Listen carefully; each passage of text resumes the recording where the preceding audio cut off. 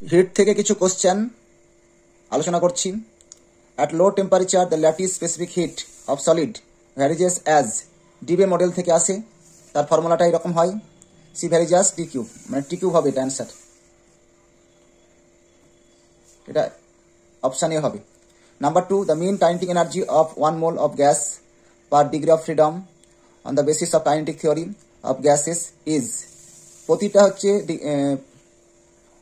Degree of ফ্রিডমের জন্য average kinetic energy যেটা হয়, গড় কাইনেটিক এনার্জি হয় 1/2 RT, হাফ কেটি বলি।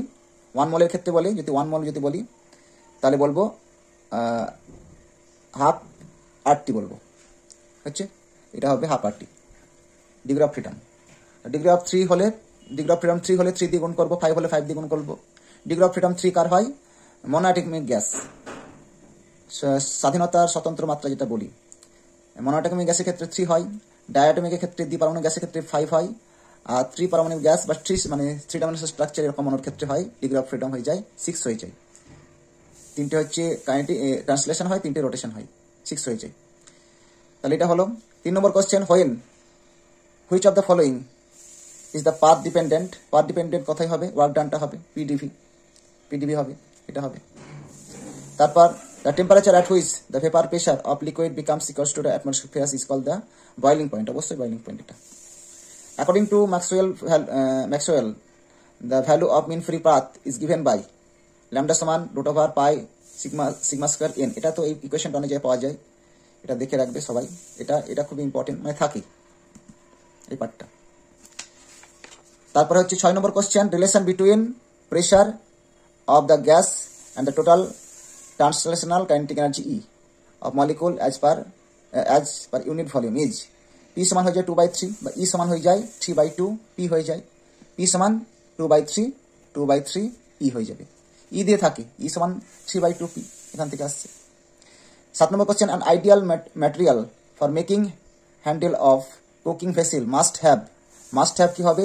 ক্যাপাসিটিটা হবে, ক্যাপাসিটি লার্জ হতে হবে। কি হতে হবে? ক্যাপাসিটি লার্জ হতে হবে, আর স্মল কন্ডাক্টিভিটি হতে হবে। কন্ডাক্টিভিটি হলে তো তাপ তো সব পরিবহন প্রক্রিয়া চলে যাবে, তাহলে লার্জ ক্যাপাসিটি হতে হবে আর স্মল কন্ডাক্টিভিটি হতে হবে, এটা হবে।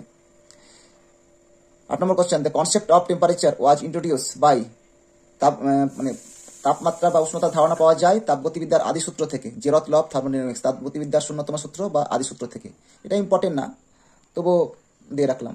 9 নম্বর question, according to Einstein quantum theory of specific heat at high temperature atomic heat, answer হবে for all solid has the same value equal to 3R। এই 3Rটা মনে রাখবে, 3R ইকুয়াল টু 3R। তারপর 10 নম্বর question, the most comfortable value for relative humidity, আপেক্ষিক আর্দ্রতার ক্ষেত্রে, মানে কমফোর্ট ভালো আর কি, সমুদ্র তীরবর্তী অঞ্চলগুলো খুব কমফোর্ট ভালো লাগে করতে, তাহলে 50% হতে হবে, অর্থাৎ জলীয় বাষ্পের পরিমাণটা বায়ুতে কি হতে হবে? 50%, এটা হবে অ্যান্সার। তারপর 11 নম্বর, the thermodynamic scale of temperature is based on Carnot cycle.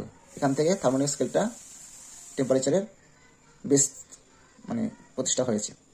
12 নম্বর question, the density of liquid helium at maximum at low temperature, very low temperature কত হবে?